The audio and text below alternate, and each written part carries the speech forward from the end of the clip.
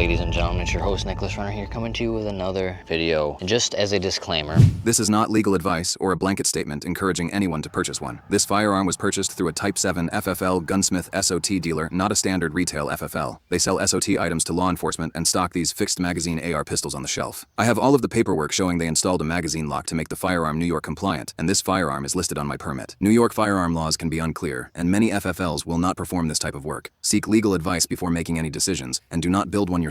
If you choose to acquire one, do everything legally. Have a Type 7 FFL build it, or purchase one that is already built and compliant. Do not modify it yourself. Have the FFL perform all work, keep all documentation, consult a qualified firearms attorney, and stay up to date on New York, federal, and NFA laws. Another disclaimer, this is not a suppressor. This is a Surefire Warden blast can. This does not muffle noise, and with this being fixed magazine, you can have the military characteristics, of course, because it can't have a detachable magazine. This firearm is registered to my pistol permit. This was made New York State compliant by a Type 7 FFL, so not your run-of-the-mill FFLA. Firearms manufacturer, I have the paperwork for it. This was made New York State compliant by removing the ability to take a detachable magazine, and also I've spoken to a firearms attorney, Tully and Wrinkley, I believe it is, in Albany, and explained to them the situation, how this firearm was purchased legally. It is legally added to my pistol permit. It was made New York State compliant. I have all the paperwork for it, so if there's any trouble, they will take the case, and I have not modified this at all from what was sold to me from the FFL. That aside, in this video we're going to talk about many things. We're going to talk about the legality of AR pistols. We're going to talk about this firearm itself. What is it? What do I have on it? And we're going to get into my opinion on it and shoot a little bit more and show you different ways you can shoot it without being illegal, without shouldering it, without operating outside of its intended purpose, which is to be fired as a pistol. So let's get into it. So first thing I want to talk about is, like, you ever watch Planet of the Apes? You feel like Caesar with this damn thing, like, oh. Like, that's the first thing. It's like, what the? You're battling the state law with the fixed magazine, with the assault weapons ban. Then you're battling the federal law, which is like, you got to shoot this thing one-handed as intended as a pistol. We'll go over the federal law first. So let's talk about it. So with the ATF, the National Firearms Act banned short barrel rifles. So any rifle with a barrel length of under 16 inches that is designed to be shouldered is a short barrel rifle, thus being illegal, thus having to register through the ATF. The thing is, in New York State, they banned NFA items, so you couldn't even go through the legal process if you wanted to be able to get the tax stamp, fingerprints, etc. So what people did was they created AR pistols. So this is a pistol. This is a registered lower as a pistol. This is not an other, because the other is a firearm shorter than 16 inches with an overall length of 26 inches, but with a foregrip. This does not have a foregrip, and this was registered as a pistol. It was designed by a Type 7 FFL, which knows both laws, both federal and state law, to be a pistol, registered to my pistol permit, and not designed to be shot from the shoulder, but designed to be shot one-handed as intended with the pistol brace. As you can see with AR pistols, the most recent case being thrown out, so now pistol braces are back to being legal, but they did say they will be prosecuting individual firearms. So what does that mean? So what it means is, if your firearm looks like it's impossible to shoot as intended from one-handed, like you have a LPVO, you have a hunting scope where you literally would have to shoulder it to shoot it, that could be something that could land you into some trouble. Or, you know, if you're in a free state, you have a 100 round drum, you have PEC 15, you have all the bells and whistles, all the goodies on it, that might land you into some trouble, because if it's so heavy that you can't even shoot it one-handed, how are you going to justify in court that this was designed to be one-handed? That might fall into the category of which they've stated as if you've modified it or redesigned it to be a rifle. This has not been modified or redesigned. This, how its current configuration was from a Type 7 FFL, and can be shot in exactly as intended, one-handed, as you have seen in the intro. Eye relief, you want to really stick with a eye relief where you can shoot it one-handed, because obviously you're not going to be able to shoot one-handed with an LPVO and be able to see through it. You want to stick with your red dots. Maybe you don't want to go with a PEC 15. Maybe you don't want to go with all your bells and whistles. You know, if you're Arnold Schwarzenegger, you might be able to get away with that because, hey, you can hold more weight than I can. My skinny ass might not be able to hold as much weight as you. But the thing is they're probably going to go with averages, what the average person can hold. Just because you might be Arnold Schwarzenegger, it might be like, hey, the average person is not going to be able to shoot this as intended. And I'm not a lawyer, so this is not legal advice. So what I would say is, keep the weight down, stick with red dots, go with your bare bones minimalistic build. Now that we got the basic federal law out of the way, and obviously, you know, a lot of people, they use two hands. You know, there's pistols like mare's legs where you can put the forehand up here, but do not shoulder it. This could be seen as okay. Pistols you can shoot like this, pistols you can shoot like this, and do not make the firearm or redesign it where you can't shoot it as it's intended. So a sling, that can help you out a little bit more too. So now that we've gone over the federal law, let's go over the state law. I'm sure as you have heard me talk about a million times, New York State's one of the states that passed assault weapons firearms bans. That includes assault pistols. What do they ban? They banned military characteristics on pistols. So the difference between assault pistol and assault rifle is actually you're not able to go featureless. So you've seen featureless rifle builds, you get rid of the pistol grip, you get rid of the moving stock, get rid of all that. Because if you get rid of the features, the military characteristics, you can retain the ability to have a detachable magazine and be semi-automatic. Since you cannot remove all the features on an AR pistol, you cannot go featureless because one of the features is actually impossible to get rid of on an AR pistol because one of the features is magazine outside the pistol grip as well as weighing over 50 ounces. There's no way you're going to get around that. So the only way that you could make this not an assault pistol is getting rid of the ability to take a detachable magazine or getting rid of its ability to be semi-automatic. So you could go with Cali key. That's a little bit more a route that I probably wouldn't go, or getting a dedicated bolt action upper. I've actually gotten the green light where they've said that's less of a gray area. That would actually be completely 100% set in stone because it's literally a dedicated bolt action upper. It's not semi-automatic. In New York State, they're really only targeting semi-automatic rifles and pistols that can take detachable magazines that have the scary features. So they're not going after bolt action. So bolt action rifles, they can have all the scary feature. If it's a bolt action pistol, it can have the scary features because it has to have both. It has to have a semi-automatic and detachable magazine to considered an assault weapon or an assault pistol. Shotguns are a little bit different. We went into that before. The crazy thing with assault shotgun is all it needs to be is semi-automatic. It doesn't have to have a detachable magazine together for it to be considered an assault weapon. All it needs is to be semi-auto and have one of the bad features. So you can't make a shotgun a fixed mag shotgun and have all the scary features, unlike you can with pistols and rifles. You would actually, with assault shotgun, you would actually have to make it pump action to have all the scary features. So that's a little bit of the difference between the three. And the thing is with pistols is you actually can't have a foregrip. So that's one of the things that keeps it a pistol is the ATF ruled that angle grips are not considered foregrips. Just you can't have suppressors because in New York State you can't have NFA items and there's no way around that unless you're law enforcement that are approved to have it. The thing is with rifles you could have foregrips if it's fixed magazine or not semi-automatic, but the thing is the ATF actually has a rule where if you have a foregrip that could turn it into an other weapon, that could turn it into an SBR. New York State bans other weapons and New York State obviously bans SBRs because they don't allow you to get NFA items legally. So you cannot put a foregrip on a pistol. Do not put a foregrip on a pistol. New York State actually did ban other weapons, but not all AR pistols magically transitioned, and I know these blue states like that word, magically transitioned into others. There's thousands of New Yorkers, upstate New Yorkers, that own AR pistols that are legal.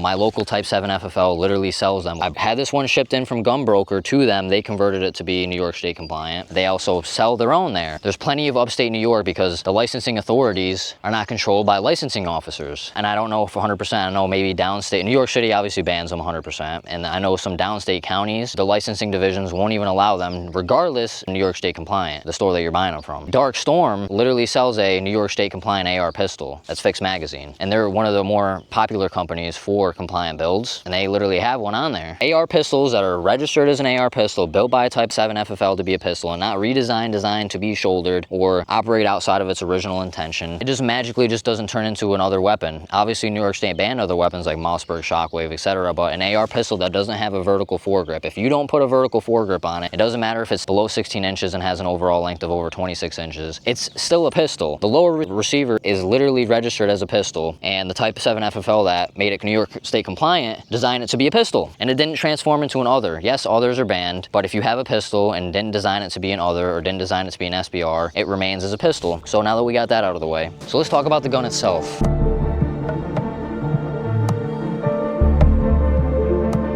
This firearm is an Aero Precision 11.5, all-around Aero Precision. It is a registered pistol lower. It has a Magpul angle grip, M-Bus, plastic sights. I think they sell metal ones, and I should have went with the metal ones. This is a Warden Surefire blast can, not a suppressor. So this does not silence noise, it just mitigates the blast. This is a Sig Sauer Romeo red dot. This is pistol brace, I'm not actually sure the brand. If you guys know what brand it is, that's the brand logo. I have a bad lever. It makes the bolt release ambidextrous, that's all it does, and some people don't like to run it. I've never had a problem with it, and I've never had an accidental discharge. You can still use your standard bolt release with it. But this actually comes with a Aero Precision ambidextrous charging handle. You know, it may not be as good as a Radiant Raptor, but it works. And then the magazine that is fixed in the system is a standard P-Mag, because I would rather run the P-Mag, because say if you did get a double feed and you draw your second pistol. What about second breakfast? Because obviously you get a double feed, you're not gonna be able to clear this on the spot, maybe like you could with a comp mag. So that's why comp mag and not comp mag has its benefits. benefits and downfalls. If you survive the battle, you can pop the base plate off of this, unlike maybe some other magazines that are going to take a little bit longer. This,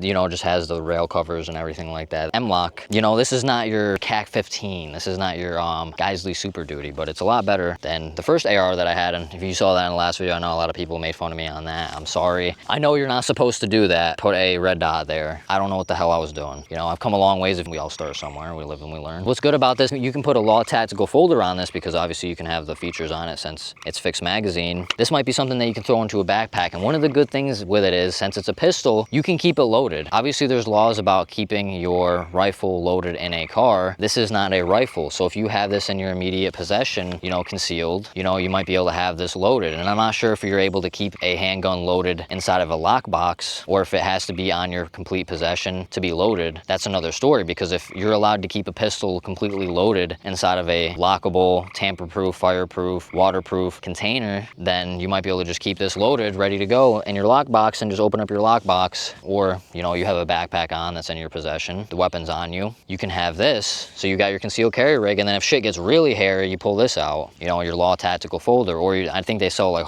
actual hard case backpacks nowadays too. You got different options, you got benefits. You also got downfalls. Obviously, you got to load through the side, you got to have those speed loaders. Luckily, the speed loaders fit inside of a mag pouch. So if you're wearing a vest, you can wear them just like a normal AR mag. If you got comp mag. The thing with comp mag is you're not going to be carrying the speed loaders.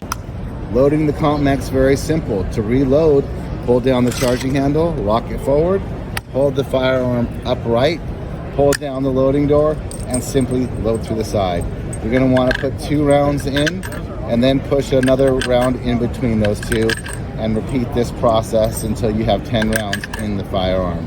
Once you get 10 rounds in the firearm, close the door, release the spring and follower, and you're ready to fire. As you fire, it has numbers down the side, which indicates the amount of rounds you have left in your firearm. So I think with a comp mag, maybe you just carry a dump pouch and just dump like literally hundreds of rounds into it, because you're literally just gonna be grabbing rounds out. Or maybe like have like a bandolier, like some old school, like go 1900 style, like bandolier, and just having like 5, 6 rounds. Or maybe still carry the speed loaders and just like freaking rack them out. Or just find a way to have readily accessible rounds to be able to load into the comp mag, kind of like a Craig Jorgensen, because you're gonna just be loading them one by one into the trap door. But a couple ways you could shoot this, because obviously a pistol can be shot with 2 hands. There's pistols like the mare's legs where you're going to grab the fore end, or you can utilize the brace, you know, grabbing 2 hands with the bottom. Like every handgun that you use is not going to turn it into an SBR. Grabbing the fore end doesn't turn it into an SBR, but do not shoulder it. And this video is not legal advice, but do not shoulder it.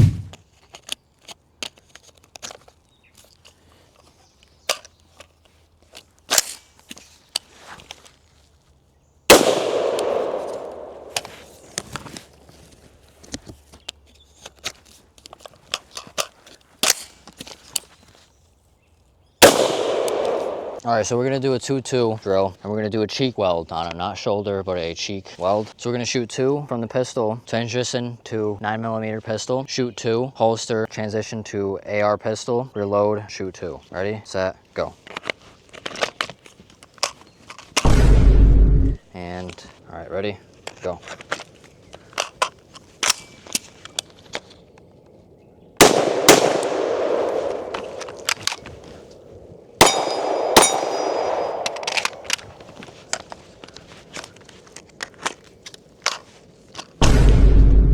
Alrighty, ladies and gentlemen, if you enjoyed, hit the like, hit the subscribe, hit the follow. As always, do what you gotta do legally. I know people have their non-compliance, but I wouldn't recommend doing that. Do what you gotta do, especially because what I do, I'm online. I don't want to jeopardize that, so I do everything by the book. Paperwork goes a long way, because if they're gonna convict you in court for doing everything right, not modifying it from when you bought it from a gun store, you have the paperwork, it's on your pistol permit, it's registered. When the laws didn't change in that time period, because obviously you gotta keep track of the law, but you keep track of the law, nothing has changed, everything's registered, everything's in your name, everything was built by an FFL, you have the paperwork for it, it's on your permit. If they convict you of something like that, then this isn't the United States, because their federal firearms license is on the line. And how the hell can you be in a gray area when, if something's a gray area, an FFL shouldn't be selling it? And fixed magazine, as much as people say it's a gray area, literally countless FFLs sell them. So it is what it is. Again, one thing about you guys down in the cities, you don't got to worry about being in the middle of the woods, the thunder and lightning, the creatures are going to be coming out. So, and I don't know if the weapons will be able to defend against the creatures that exist in the woods. But ladies and gentlemen, hit the like, hit the subscribe, hit the follow, join the Patreon. I do have a free Patreon to join in a free group chat, or if you want to donate, support the cause. But I do have super chats and memberships if you want to join there. I'll always be shouting you guys out, those that join. But as always, I will see you on the next one. Tell me what kind of build you got, and if you got an AR pistol in New York State, or if you live in a free state, tell me what you got. Or if, you know, obviously you don't got to tell me what you got, but that's fine. But I'll see you on the next one.